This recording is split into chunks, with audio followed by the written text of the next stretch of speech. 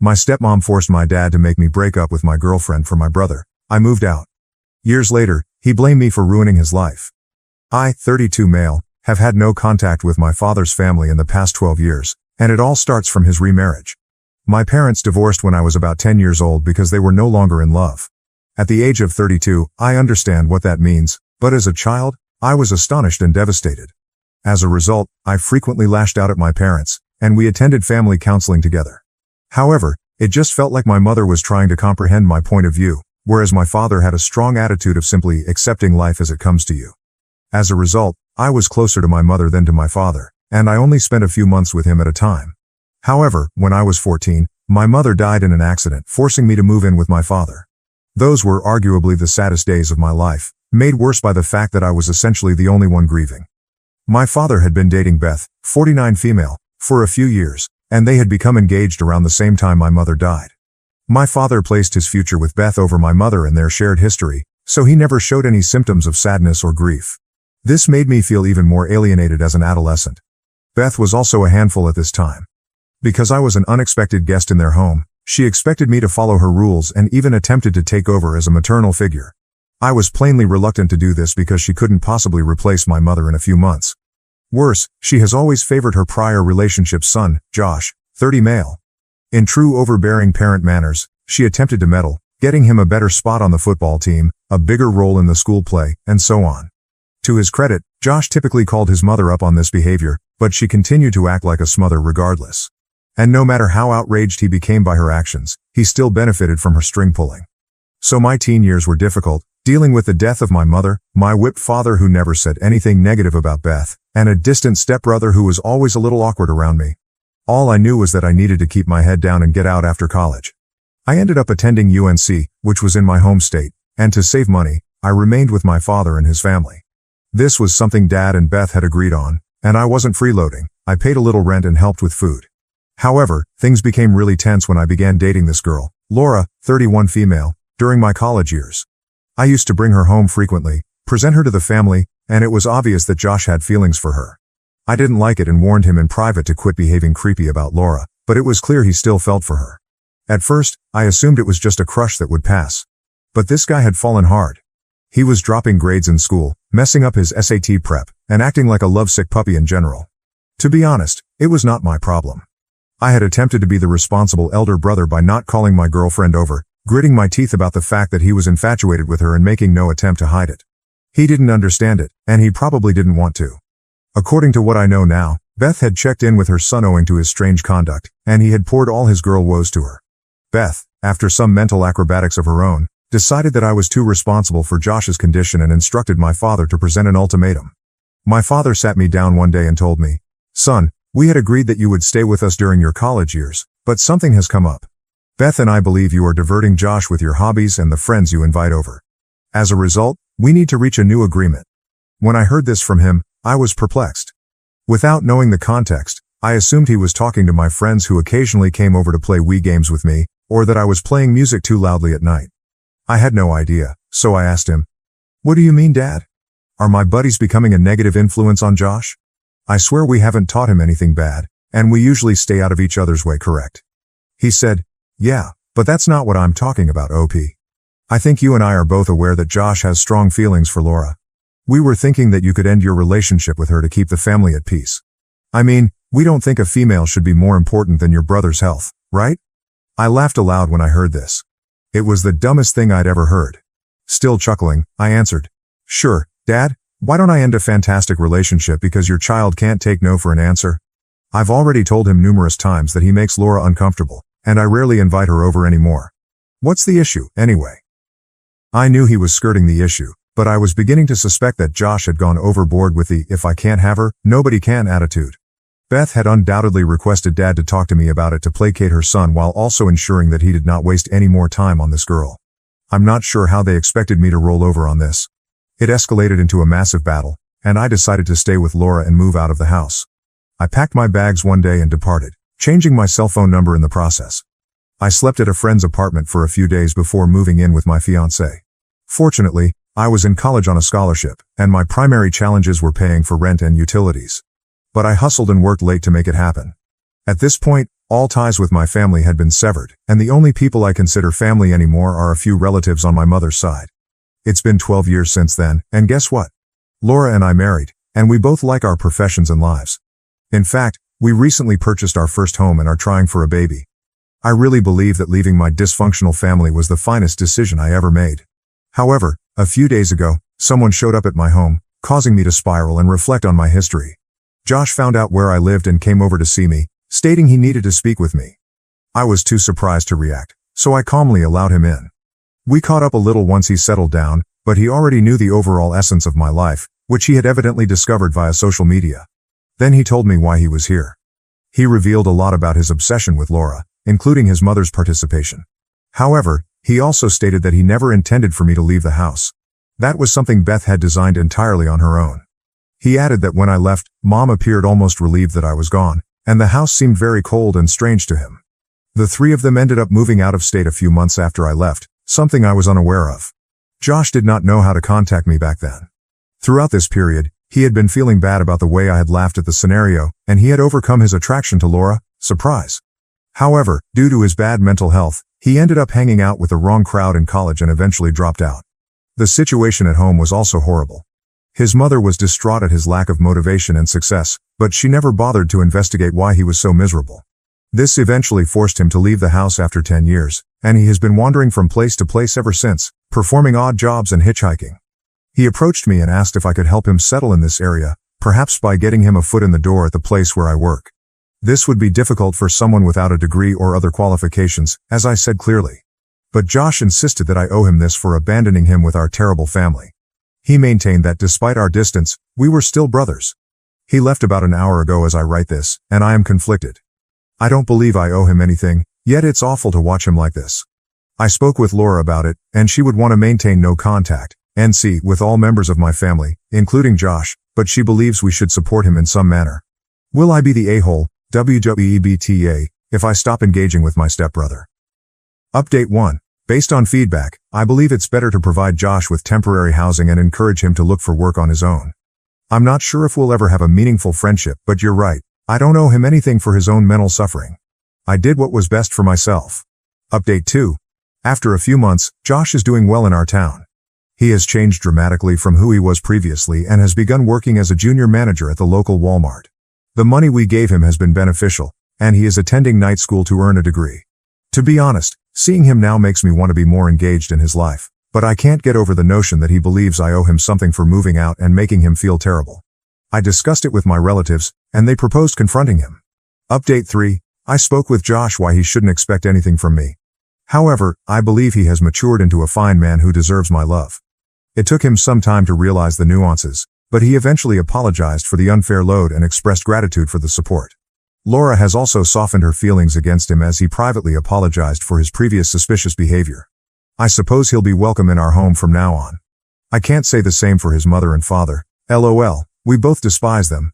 Not the a-hole, NTA, but in my opinion, neither is Josh right now. Yes, he was fascinated with Laura, but Beth is the actual a-hole for allowing such behavior. NTA, but I would still be cautious with your brother, not because he is doing anything wrong, but because both of you must work together to process the trauma of your narcissistic parents. I also feel like someone like Beth is difficult to cut off. So, is Josh in no contact, NC, with them right now? Now to the next story, story 2. My best friend's baby shower turned into a nightmare when she announced that my husband was the father. What happened next shocked everyone. Yesterday, my husband, 32M, and I, 30F, went to my best friend Sarah's, 30F, baby shower. Sarah and I had been great friends since college. We first became roommates, but our connection got stronger as we realized our shared love of similar music. We went to concerts together and created innumerable memories. By our senior year of college, we were nearly inseparable, spending summers together in each other's houses whenever possible. After finishing our schooling, we pursued separate vocations. While I landed a highly sought-after position at a prestigious law firm, my ideal job, Sarah was unsure whether she wanted regular employment. Instead, she chose to look into social media as a source of income. Despite our dramatically different schedules, we made it a point to set aside weekends for each other. We always made time to connect, whether it was on a hike, at a new restaurant, out for drinks, or just staying home to watch movies. I first met Michael on one of our girls' evenings out. He was at his friend's bachelor celebration, and the moment I saw him, I knew he was the one for me. Although we often dispute over who fell in love first, the truth is that we both fell profoundly in love that same night. Fortunately, we've been blissfully married for 5 years, and it's been nothing short of ideal. I often tell Sarah how grateful I am that she invited me to the pub that night. Otherwise, I would not have met my beautiful spouse. Sarah was unmarried for a few years following my marriage before meeting her current spouse, Mark, and celebrating their second anniversary this year. 3 months ago, Sarah announced that she was pregnant, and I was overjoyed. I couldn't wait to watch my closest friend begin this new chapter in her life and hold her baby shortly. I was honored when Sarah entrusted me with organizing her baby shower because I would be the baby's godmother. After exploring numerous themes, we settled on yellow, Sarah's favorite hue. Throughout the planning process, I maintained regular contact with the caterer to ensure that everything was in order and that the cake arrived on schedule. As fate would have it, I had previously worked with the caterer for my brother's wedding, so it was easy to work with her again. On the day of the shower, we arrived early to ensure that everything was great. Mark met us at the door and informed us that Sarah was still getting ready. While setting up, I discovered that the cake was not centered on the table as Sarah requested, so I corrected it. Soon after, the visitors began to arrive, and I was delighted to see several of our old college pals. We hadn't seen one another in years, so we used the chance to catch up and discuss critical life updates. Sarah entered the room wearing a bright yellow outfit that matched her baby shower theme. Everyone congratulated her, and she smiled radiantly. As the ceremony progressed, we all sat down to eat a great lunch. Everything looked to be going well until Sarah called everyone's attention. She stood up and thanked us for attending her baby shower. Then she took a deep breath and said, "I'm thrilled to tell you that my husband, Mark, and I are expecting our first child, and I have someone very special to thank for that." Mark looked at Sarah with a bewildered expression, trying to figure out what was going on. Then, pointing directly at my husband, "Michael," she exclaimed.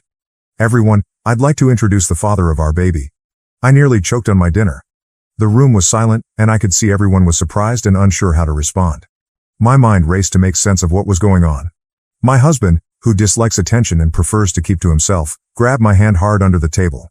I turned to look at him, and he seemed as perplexed as I was. All eyes were on us in an uncomfortable and awkward quiet. I looked to Sarah, looking for an answer. Just to give you some context, my husband and I have been trying to conceive for years with no success. Despite several testing, we have been unable to become pregnant owing to personal medical difficulties. I've only told a few family members and close friends about my difficulties, including Sarah. My husband and I eventually accepted that we might not be able to get pregnant. Rather than dwell on it, we decided to concentrate on our lives as a couple. Sarah openly referring to my husband as the father of her baby was a lie, but I couldn't help but be affected by her statements. My eyes welled up with tears, and I tried not to cry in front of everyone. Sarah jumped up laughing and playfully shoved her husband Mark, shouting, "I was just kidding, guys. This is all just a prank for my Instagram. I've put up cameras everywhere to capture all of your reactions." As everyone glanced around, puzzled, I couldn't help but be annoyed at Sarah for putting us on such an emotional roller coaster. I couldn't believe my best friend felt pointing out my spouse as the father of her child was humorous, especially given our past issues. I turned to look at my spouse and noticed that his face was flushed. He was still holding my hands, and I could sense he was ashamed at the time. Although a few visitors laughed nervously, the room was generally uncomfortable. I noted that Sarah's husband, Mark, did not join in the laughs. He appeared upset rather than amused, and even apologized to my husband. Mark and my husband had grown to be close friends over the years, and I believe he felt sorry for us at the time. I did not want to face Sarah right away and ruin her baby shower. As she continued with the festivities, I attempted to shake the dread that had crept in, but it persisted. After lunch, we played a few games before opening all the gifts. Sarah was the only one who appeared to be having fun, conversing with people and shooting images for social media. My husband had previously informed me privately that he intended to leave after the awful meal, but I urged him to stay. I didn't want the visitors to notice us leaving unexpectedly, so I told him I'd talk to Sarah about it later. I guess Mark, too, was uncomfortable continuing with the celebration since he immediately stood up with an angry expression. He asked Sarah if they could go outside for a bit, and I knew something was about to happen. We could all see and hear them plainly as they spoke, and it was clear that Sarah's joke had made the atmosphere in the room uncomfortable. I observed as their talk heated up, and Mark's motions became increasingly impassioned by the minute. Mark's voice increased, and his comments echoed across the room. "I can't believe you would do something like this. They are our closest friends, and this is not just a harmless prank. You made a mockery of our baby shower and humiliated me in front of everyone." Sarah kept saying she thought it was a harmless prank, but Mark was having none of it. He sternly advised her to grow up and stop making insensitive comments, especially since they were celebrating the birth of their child. The room had become uncomfortably silent. We could all hear their words plainly. My husband couldn't stand it any longer, so he got up and went, saying he'd wait for me in the car. Although my heart grieved for my friend, I recognized how hurt my husband was and could not blame him for leaving. Mark must have recognized the gravity of Sarah's actions as he watched my husband walk out. He glanced at Sarah and responded, "I'm done. I'm done with your immaturity. We're done. I will love this child, but I can't be with you for 1 second longer." When Sarah heard this, she burst into tears, and Mark departed the gathering. We all glanced at each other in surprise, unsure how to respond. My heart ached for my dearest buddy, but I knew my husband needed me more at the time. I did not want to approach Sarah after her painful chat with Mark, so I too left the baby shower without saying goodbye. When I arrived home, I noticed how upset my husband was. We couldn't believe Sarah had pulled such a nasty hoax on us. That evening, Mark texted us an apology, stating he had no idea she would perform such a hoax for a video and was sorry for all we had been through. We were delighted he reached out because we didn't want to have any ill will toward him and fully understood his point of view. Unfortunately, I awoke today to multiple messages from Sarah. She said that she pulled the prank out of stress from her pregnancy and simply wanted to make a viral video for her Instagram. She stated she didn't understand why we were unhappy and wondered why I left without saying goodbye. Then she requested me to meet her today so that I could take her to her gynecologist visit. Starting to get upset again, I told her that I didn't find her joke amusing at all. I told her that what she did was rude and had made both my husband and me very uncomfortable. I also informed her that I needed some time away from her and would be unable to accompany her to her appointment that day. Sarah retaliated by labeling me a shitty friend for abandoning her at such a vulnerable moment. This message truly bothered me. I couldn't believe she'd say something like that just because I needed space. When I told my husband about Sarah's message, he was just as outraged as I was. He urged that we avoid interacting with her until she comprehended the gravity of her conduct. I decided to send Sarah one final message, informing her that I would not be speaking with her until she apologized to both me and my husband for what she had done. I also made it plain that if she attempted to upload the prank film, I would take legal action against her. Rather than apologize, Sarah stated that she did not believe she had done anything wrong. She even suggested that I was jealous of her due to her pregnancy. When I read her response, I couldn't believe my eyes. This woman, who had been my best friend for over a decade, assumed I was jealous of her, despite the fact that I had gone above and beyond to provide her with the ultimate baby shower. Sarah assured me she would not be uploading the film, but she insisted that I put my sentiments aside and assist her at this difficult time. She stated that her husband hadn't returned home the night before and that she needed me more than before. As a non-confrontational person, I found myself in tears after reading her callous messages. Recognizing that I couldn't continue this conversation, I made the difficult decision to block her without further answer. Now I'm conflicted. Part of me regrets not being there for my pregnant best friend, but another part of me is relieved and even grateful that her husband dumped her after the trick she pulled on us. Update 1. It's been a week since my last update, and a lot has happened. First and foremost, I want to highlight that Sarah is not the type of person who likes to joke around. It took me completely by surprise when she pulled off this joke. I've known her for years, and she's never been the sort to perpetrate pranks on others. Anyway, Mark was serious about leaving Sarah. My spouse chatted with Mark over the weekend and discovered that he is actively looking for a divorce lawyer. Since that day, Sarah has been persistently phoning and texting Mark, insisting that he return to her and get over his feelings. However, Mark has entirely ignored her attempts to contact him. She even went so far as to accuse him of sleeping with me, which was absolutely unexpected. The truth is that Mark is simply sorry that his marriage is coming to an end because Sarah is gradually becoming someone he no longer recognizes. Sarah has been unable to reach me directly after I blocked her. Instead, she left a lengthy note for my husband. She accused him of attempting to destroy our friendship, even claiming that he isn't much of a man, because he can't get me pregnant. I was upset when my husband showed me the note when he returned from work yesterday. Until now, I had tried to ignore her unexpected change in behavior, figuring that it was caused by pregnant hormones. But her derogatory remarks to my spouse were utterly wrong. That was when I decided to teach her a lesson. I was in charge of both the baby shower and the baby registry. I had spent numerous hours with Sarah discussing her needs and compiling a list of important goods for the baby. However, Sarah insisted that we include ridiculously costly items on the list, things that not all attendees could buy. During the baby shower, I noted that while some guests followed the list, others presented her with practical goods that were not on the list but would still benefit a new mother. Sarah was genuinely upset about it. Originally, I intended to personally give her a handful of the pricey goods she desired. However, after she crossed the line by insulting my husband, I promptly canceled the order and erased the baby registry to ensure she could not access it. If she wanted one now, she'd have to start from scratch. Additionally, I received a message from the caterer about the baby shower a few days ago, but I was too consumed with dealing with Sarah to answer. As a surprise gift to Sarah, I had previously paid half of the catering service's booking fees and planned to pay the remaining balance after the baby shower. However, given everything that had transpired, I became distracted and entirely forgot about it. I called the caterer and explained the situation to Sarah. I informed her that given what had happened, I would not be paying the remaining sum. The caterer was very kind and advised me that because Sarah had booked the catering service under her own name and had communicated with them prior to the baby shower, the final payment would be sent to Sarah rather than me. I was happy that I wouldn't have to spend any more money on someone who had publicly insulted us and continued to cause us harm with her harsh text messages. I also told my spouse what happened, and he found it humorous. Although I had pondered contacting Sarah in the previous few days, once she sent that letter to my husband, I realized that I had gone beyond the point of forgiving. I'm grateful to everyone who backed me and helped me recognize how harmful her conduct was. Looking back, I can recall several occasions when she criticized me, but I never paid much heed to them until now. Anyway, I'm going to remain positive and move on from this experience. I do not want to waste any more time or energy on her. Update 2. This woman is unashamed. Sarah sent me an email several days after I spoke with the caterer. As soon as her name appeared in my email, I knew she was back with her bullshit. In the email, she accused me of being cheap for not paying for the full food service, although knowing I could afford it. She stated I had always been arrogant because I was born into my family's wealth, and then she expressed her relief that I could never conceive. She went on to say that she had been using me for years to make her life easy. Then she repeatedly called me unattractive and implied that I was undeserving of my spouse. She also said that my husband married me just for my money because I was too ugly to be with him. She then called me an expletive for allegedly putting a wedge between her and her spouse.